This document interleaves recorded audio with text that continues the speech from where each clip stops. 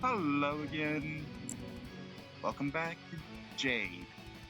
This time, we are back in another episode of Jade. Sorry. Which day? Fuck, I don't remember which day it was. Ruby? Anybody ever told you You you great? Ruby? Yes? Anybody ever told you kick ass? Not today. Well, you do. One day left before the exam when we obviously spent experimenting with Johnny. Thing is seriously cool, and considering the ease with which I took to using it, I must have used a whip before in a life I don't remember. Ariel, try this distance next. What I need is some serious practice with, though, is Johnny's gun mode. I already have the fire dust charge in the right gauntlet as I aim my fist in the direction of the dummy Penny's position. The creases sparkle with restrained energy. With a snap of my fingers, I reveal my palm. The inscribed symbol shines with stronger red light, and for a split second before the single energy volley leaves it, shoots forward and makes short work of the dust particles around me, around the point of impact. Oh, the dummy is actually slightly singed this time. Yay me. I groan and palm my face. Oh, gauntlet. Okay, that's enough for today. But we have so many dust crystals left. A whole sack of them, which I won't allow you to waste on me trying to make me master skill that there is no way I will be able to be decent enough by tomorrow morning. It's not a waste. You're my friend and I want to help you get better. Oh, darn it. I got her angry. What I think Ariel means is that you should probably keep that supply for when we have time for us to set up a proper training. Thanks for the assist, Penny. What Penny said. We should start thinking about rest anyway. Okay. Phew, that's settled. What did I do to meet the two nicest girls in Vale? Maybe I've done some good in my life? And speaking of the third girl so far, Evelyn, we're done. As we turn to the other side of the amphitheater, we find Evelyn still doing the same thing she's been doing the whole day. Good. Stabbing a dummy with a small fork over and over again. A dummy, which she has for some reason decorated with a blonde wig. Why a fork? So, you coming with dinner to us? In a little while. Seriously, why a fork? Is that her weapon or something? Evelyn, are your weapons cutlery by any chance? No. I'm stumped. Or better yet, if she's not training, I really don't want to know what or who she's stabbing at her mind, and why with a fork. Okay then, see you later. Yep. I'm stepping back very slowly as I grab the equally confused Penny and Ruby. However funk she's in, she doesn't extend to doing things other than the dummy.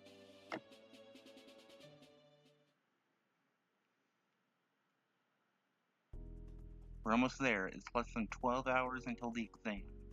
Can't help but feel nervous. Even with Penny and Evelyn by my side, I still don't know what to expect from this. I don't know if I'm prepared enough. Hey Penny, do you know anything about the specific details of the exam? Not much. Ruby knows more, having gone through it herself, but she was told not to share such details with us. Of course not. Also, I think her knowledge would be 100% useful to us. Our exam is certainly going to be different from hers. What do you mean? While the specific change with the institution, an entrance exam for any academy of this level aims to pair people up as partners, mix couples in groups of 4, and test their ability to work together towards a common goal. In our case, though, we've already been put into a team. I can only hypothesize that our exam's focus will be testing out our skills as both individuals and as a team. Make sense? But it does give us some hints as to what kind of exam it will be. It should be an exam to test our aptitude as huntsmen. Also, how well we work as a team, considering the fact that a huntsman's job is to fight the creatures of Grimm. I can't help but think.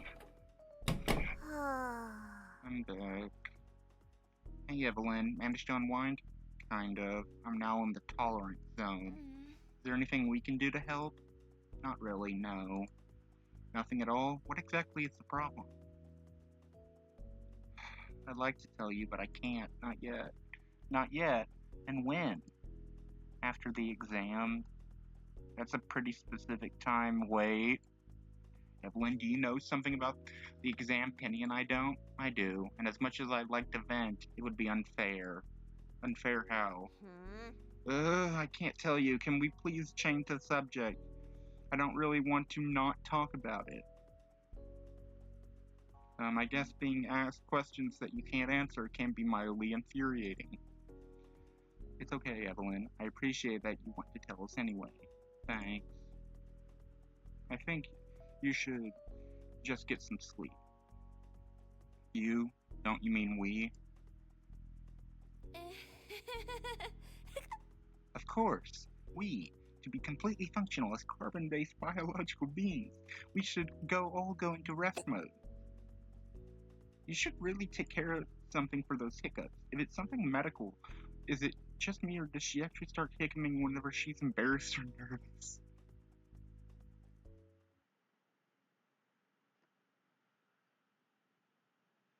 Seems a bit excessive for a group of first years. First years with 6 months of training behind them.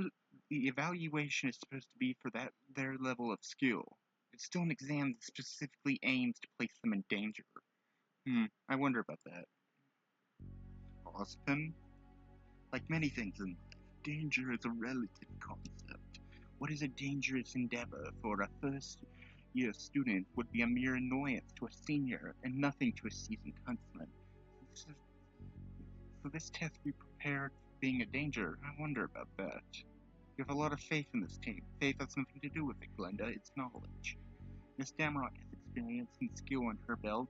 James didn't disclose much about Miss Polendina, but his lack of opposition or worry about her being placed in a combat situation speaks volumes.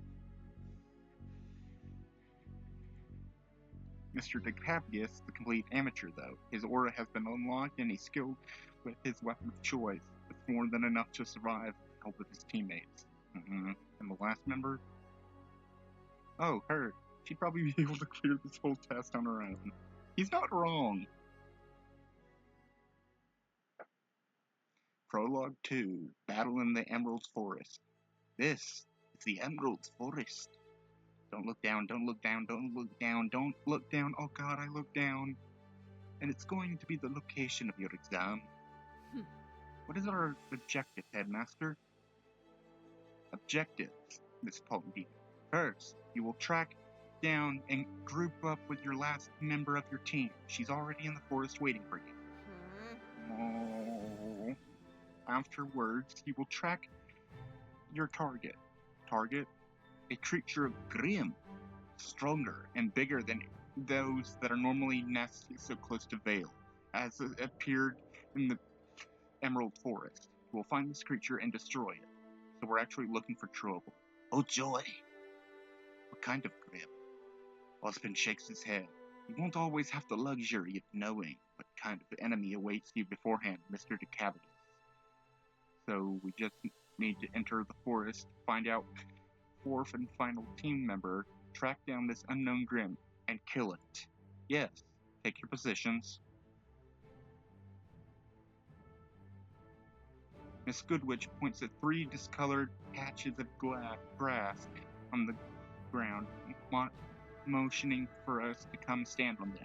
I guess we're going to be teleported into the forest, or maybe it's just a slide. I hope it's not a slide. No, it's worse. One last thing. As it's customary for Beacon, the first person you make eye contact with will be your partner for the next 4 years. What? But Headmaster, I thought what, Miss Polendina?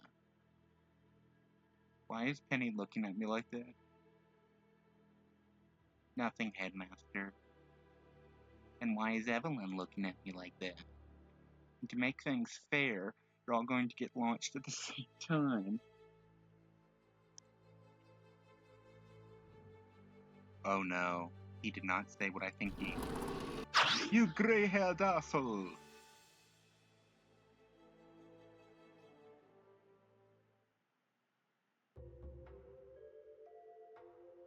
What the blazes was that? I wish you vermin was smart enough to know when to sit down.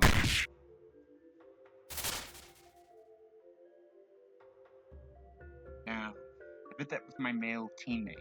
Osmond told me the bloke was a complete amateur, after all.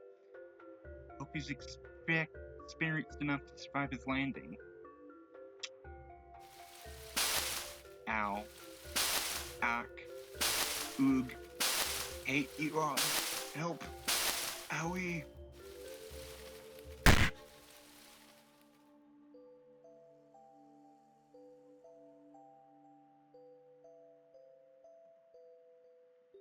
Well, that was enlightening. I now know two things. First, with enough trees in my way, Aura can help me survive the fall from that height. Second, it doesn't stop the pain from happening. Because my everything hurts. It's already fading, but, I need to close my eyes, focus on recovering, like the girls taught me. For a few seconds, or is it minutes? For a brief interval of time, all that there is me, my pounding headache, and the forest. Then, thank the gods you're alive. An unfamiliar voice reaches out to me. Then light, experienced footsteps which take care to make the least noise possible, as if trained to do so. Their source stops right beside me and now stands between me and the morning sun. How do you feel? Is anything broken? The voice is lower than Penny's or Evelyn's, but is still definitely female. There's no bubbliness or cuteness in it, but something more mature and hard. No, Aura is already taking care of the rest, just hurts. At least you could expect considering the height you fell from. And the number of branches I hit on the way down, too. She chuckles. It was guttural, low, her mouth probably closed as she laughed at my words. Can you stand? Let me help you up. She's offering to help me stand, probably offering me a hand, too. I guess I can at least open my eyes. My head doesn't pulsate that bad anymore anyway.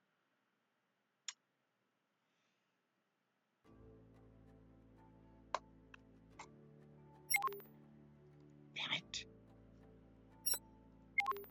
Yeah, she's nothing like Penny or Evelyn.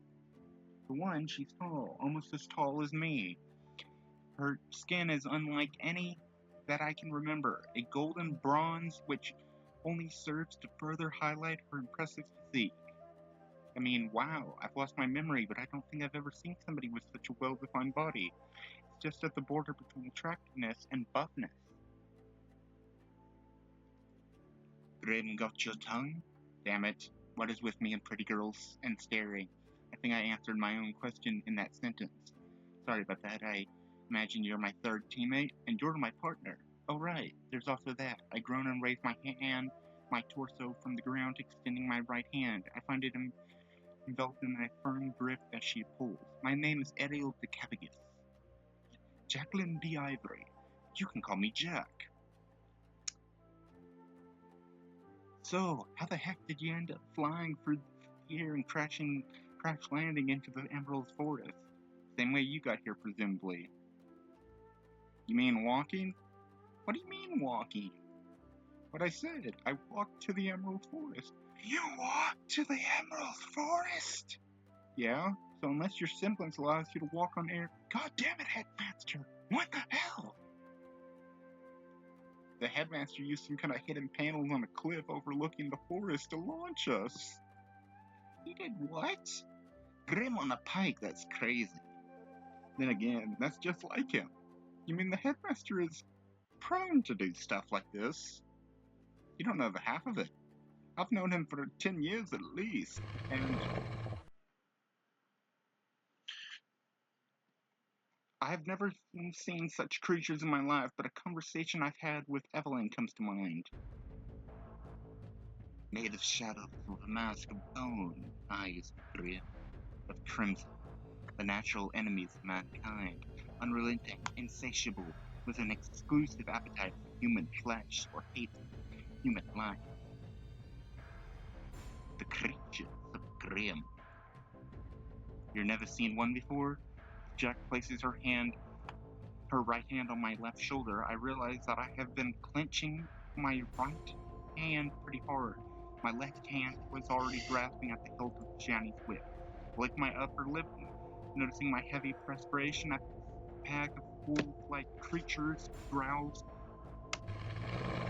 Hang on, and slowly prowls closer to us. Scary critters, aren't they? They're a little too big to be called critters, I think. There you go, fall back on what's familiar. Relax enough so you won't freeze.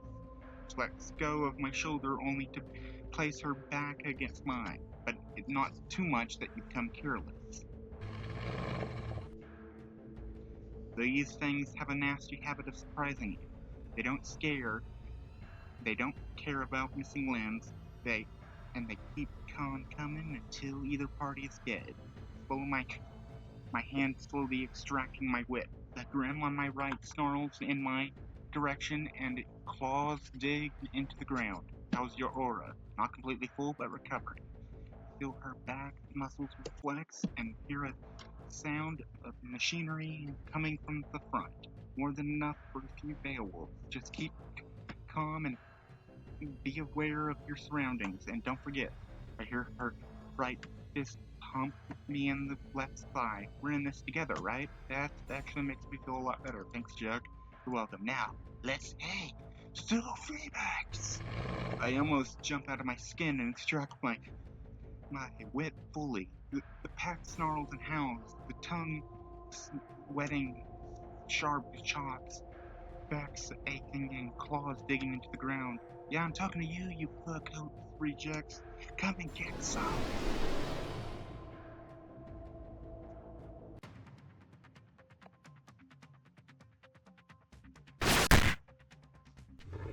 They're huddling together.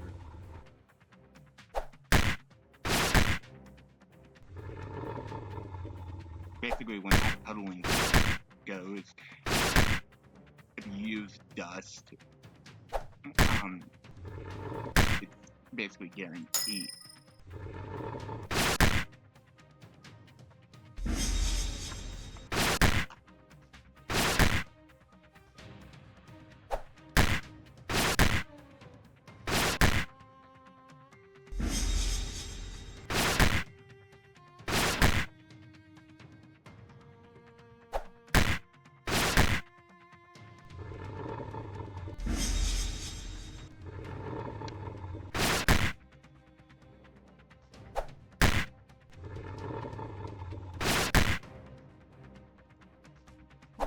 And this is the tutorial, part of the tutorial.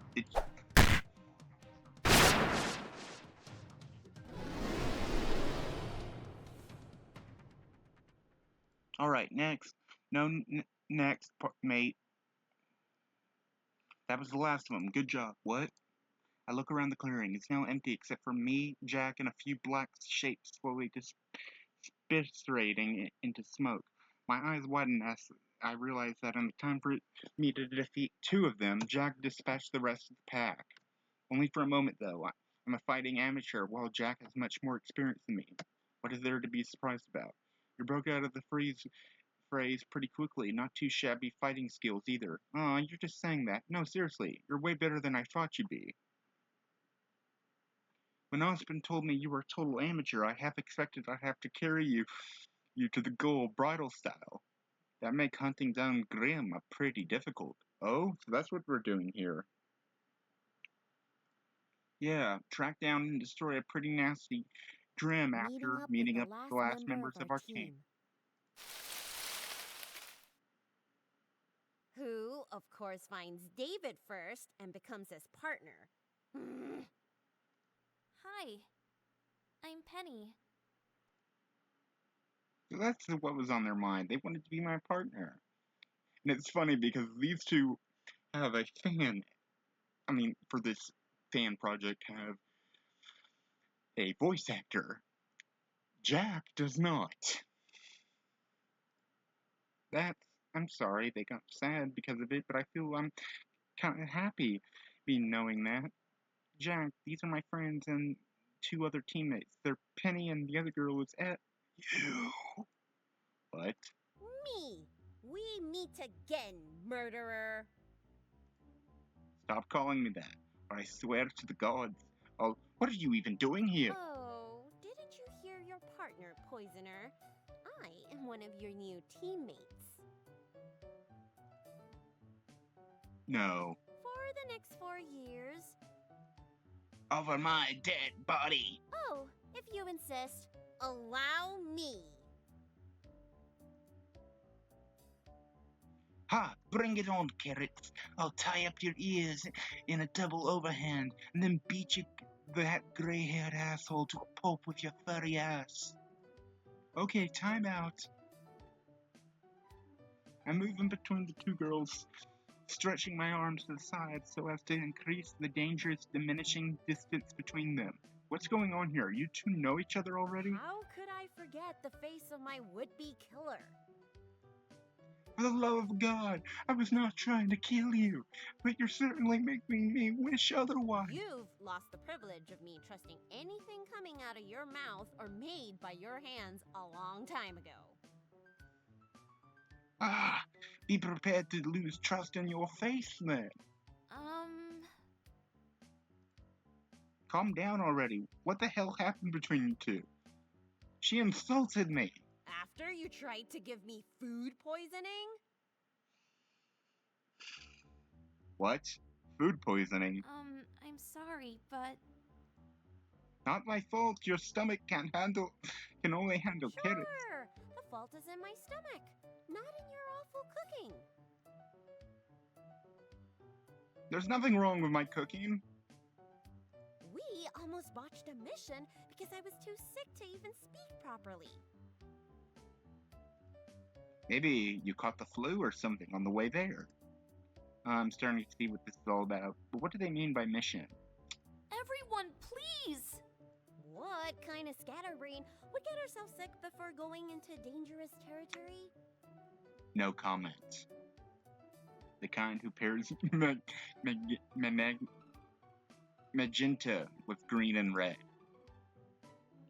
It's my artistic vision. Yeah. If you haven't noticed, I pointed this out. Yeah, never mind. Your artistic what? Will the three of you just pay attention to me already? That was loud. Sorry, Penny. What is it? I'm sorry for being rude, but I needed to. Evelyn, Miss Blonde Hair... Jack. You can call me Jack. Nice to meet you. Jack, it's a pleasure. What I wanted to say is, you and Evelyn are being awfully negative right now. Bollocks! Crap. Huh? Why are they suddenly... We should prepare. We don't really have that much time. There's something coming our way. Evelyn and Penny produce their weapons. A set of identical swords now hover behind Penny's back while Evelyn... Tonfa. She thrusts her hands behind her back under her jacket, and when she moves them to the front again, two mechanical tonfa were attached to her wrist, pivoting in place twice before stopping in a position parallel to her forearms. Of all the places to meet carrots again, Jack just falls into a guard stance, bending her knee. There's no trace of a weapon on her body, but then again, there's no trace of Evelyn carrying tonfa either. If Ruby's scythe is an indication, weapons can have compact forms. I was thankfully still holding onto my whip, and I can't exactly put my gauntlets away, so I'm more than prepared to fall into square formation, our backs facing each other as we overlook our surroundings. Evelyn, what do you hear? Quick footsteps, rapid but not heavy. And there's the sound of rustling leaves, but no destruction. Is it a single enemy? Yes. Oh, for the love of... What exactly did Alispin want us to hunt? Okay, I get the picture. Whatever we were supposed to hunt is now actively coming our way at breakneck speed. But how did it find us before we found it if it was so far away? What do you mean how? We were inches away from a catfight there. Jack, David suffers from amnesia. He knows very little about Remnant and the Grimm. You can't be serious. David, Grimm are attracted by negative emotions.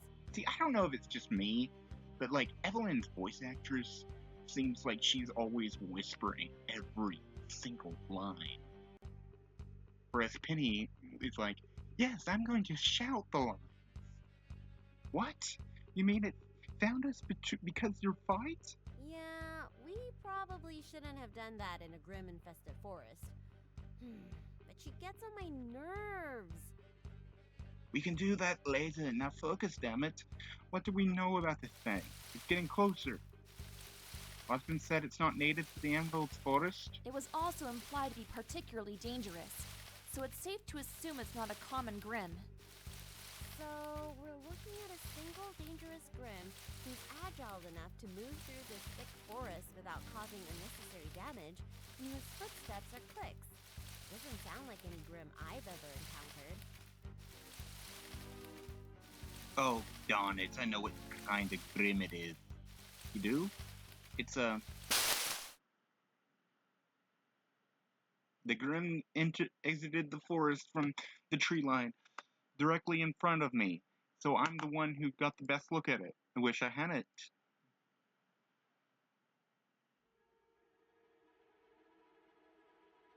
The gangly figure slithers its way into the clearing. The middle legs touch the ground first, preciously setting on the underbrush with nary a sound, while its posterior twins still rest on the tree. They're thin but strong, made of chitinous, lucid darkness. The tubular body of the Grimm progresses into a long neck and then produces a triangular head with a large, bulbous red eyes protruding from a mask of osseous material. The same hard substance covers the upper body of the side of the body in the entirety of the two front legs. They're bigger and thicker than the ones that it walks on. It's split into three fat segments. The final parts raise slowly up as the Grimm settles properly on the ground like a pair of saw-toothed butterfly knives. Its mandibles load with a sickening click, and it emits a syllable hiss as it stands thrice our height. What the hell is that thing? I've only faced Beowulf so far, so I'm by no means an expert, yet I'm convinced there's something fundamentally different about this Grimm. When I was facing the Beowulfs, I felt like I was a piece of meat, about to be assaulted and mauled by a starving dog. But with this thing, it tilts its head to the right ever so slightly, and my skin crawls. I feel sized up, like he's wondering which piece of meat to carve out, how to avoid killing me to enjoy his meal without spoiling the meat. A terrible, skillful gourmand of human flesh. That's a well long. We've got to get out of the thicket immediately. We need open ground. I take a step back. It takes a step There's forward. a large glade to the north of here. One of Penny's swords makes an exaggerated swivel to point to the north. The wangling bristles and clicks up. Ew. So creepy. But wouldn't the forest give us more cover? No amount of cover would do anything fighting this thing. I wanted to ask why, and was about to, when the wangling gave us our answer. It's walking backwards up the trees, its eyes set off on us, and its body shimmers with the refracted light of the sun, and then, in a few seconds, it's no more. The wangling has gone from visible to translucent to one with the forest. Oh shit. Let's get out of here.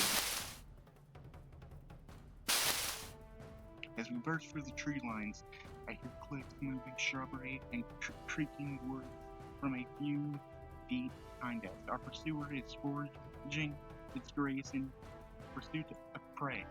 It's right behind us, isn't it? Damn right it is. I'm not stopping to check. Can we even outrun it in the forest? I'm sorry if you couldn't be eased into these kinds of situations, Ariel. Sometimes you have to know. Dodge! Holy! On our feet and run past the felled tree, its top half crashing to the ground. But let's talk more runny. What Evelyn said, not all enemies will allow you to think about the next move. Sometimes you just have to act. These trees, they're coming again. Ariel, watch out. Don't. Don't.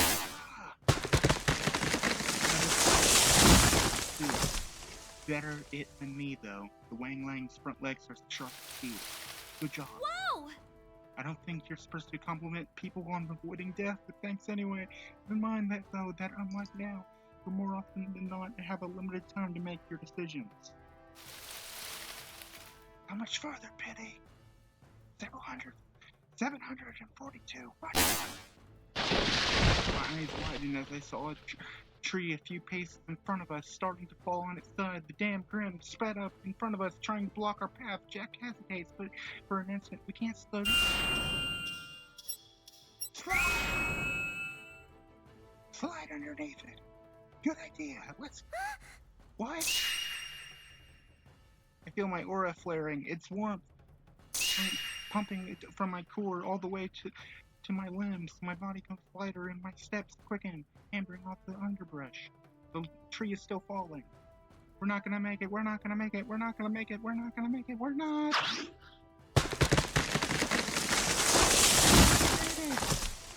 Yes, take that, you. As we tear through the thicket at next speed, I realize I'm keeping up. Whatever gift the headmaster had about me, it's true. Penny and I have never tried to do something this intense during our training, but my body is keeping up with it, keeping up with my teammates. The glade is right in front of us. What's the plan now? Depends. How do you feel, Ariel? Feel great. We made the right choice and always stayed one step ahead of our enemy. Feel fine. Don't worry about me. Glad to hear it. Listen up. The moment we break out of the thicket, turn around and fire everything you've got. Got it? I'm going middle. I'll aim high. I'll go low then. I may not be a good shot, but I can't miss aiming right in front of me. You say that. Church would like a word. I'll join you, partner, when I count it from 30. My left hand goes to the back pouch that Ruby gave me, which when she bought me all those crystals I don't need to fish around since the only kind of dust in me is fun. With a small burst of aura, I feel the crystal shattering, disappear in my grip. The metal warms up the creases of it, and the black symbol coming alive with red light. The sheer trend of our finish the sea of trees and crushing smaller ones in its way, trying to reach us before we get out of the forest and it loses its advantage. 3, 2, 1.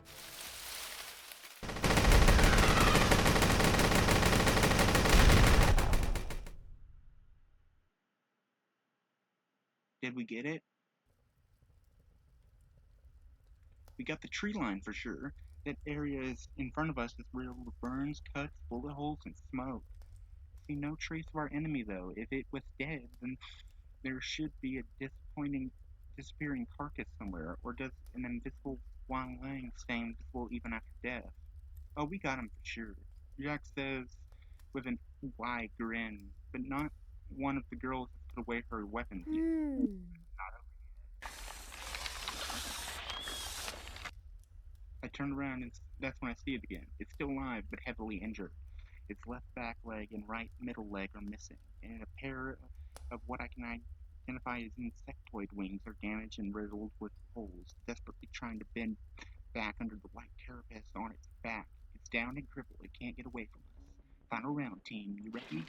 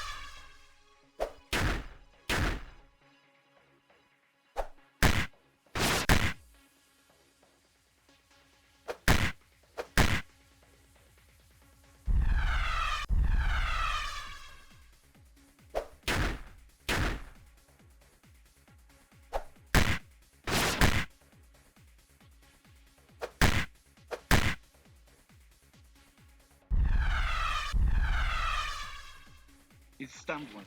Evelyn, now! Uh, Penny, give me a boost. Affirmative.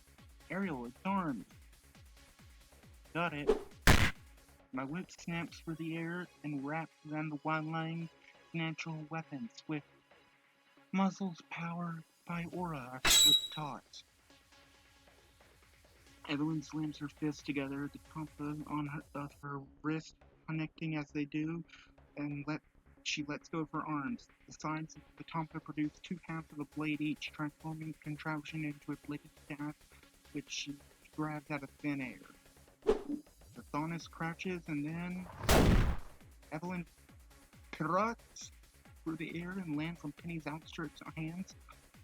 The ginger shifts Evelyn's weight on her outstretched right leg, the hands shifting closer and closer to the chest until Evelyn's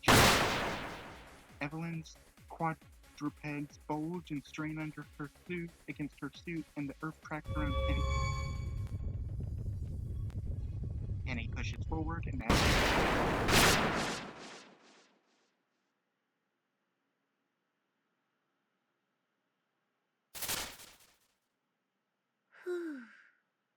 that's what takes care of it. Evelyn stands up from her crouched position, separates the bladed staff into two tonfa again, before sliding them back under her jacket when they disappear. That was incredible, but Jack, how did you know Evelyn could do that? This is not the first time we fought together. As much as I hate to admit it, she's terribly good with that weapon of hers. Alright, they did mention some kind of mission they were on. Still, good job, Ariel, Penny. You reacted to our cues. It was quickly and efficiently. That was great teamwork. For real? I've never worked in a team before, so I thought, Penny, you were incredible.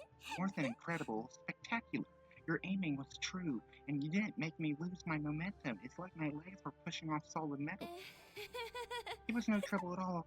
I just have a particular deep knowledge of momentum and force of action relation and high physical strength. I'm no slouch, but damn, you're pretty strong, probably stronger than me.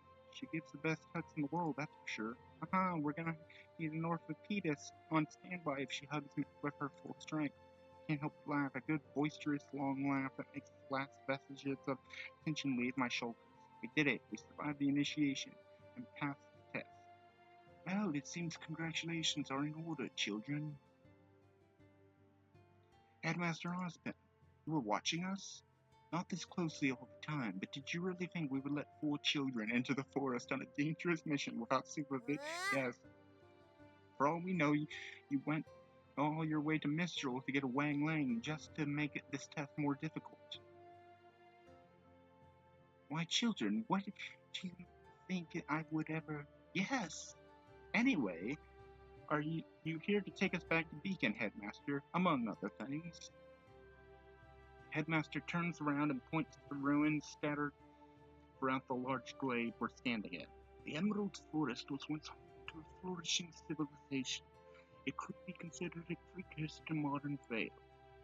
But the civilization all went to do on remnant. It fell. Those who came after it learned from its fall, from its internal strife and wars, and yet we repeated the same mistakes. Children, we live in a world where learning from the past is not good enough. So what other option is left to us? That suddenly got deep and somber. Learning from the past doesn't always help us avoid the same mistakes. Well, that's a given. It's because the events, including mistakes, are connected to their own times. Knowing about mistakes committed by your forefathers can't only help you so much in a world that's continuously changing. So if the past is no good, then you can't look to the future, the present. Yes, Mr. Cabot. We learn from what's around us. We learn from other people, especially those who are different from us.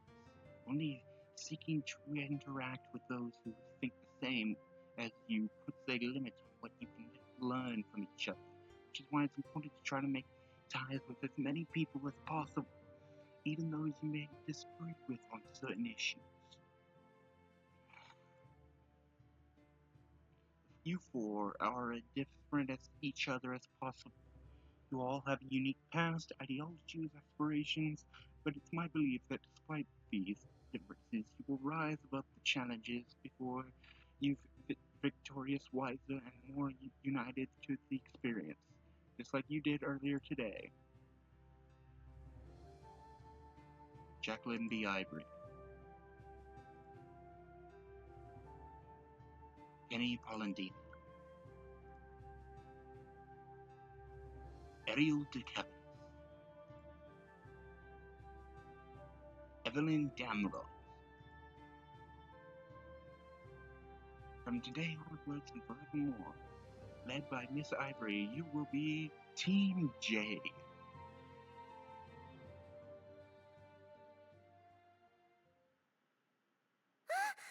Wait a minute, there's no A in either of Penny's initials. No, but there is one in my initial, which is, yes, the entire reason I named my character that. And I'm gonna call it a part day.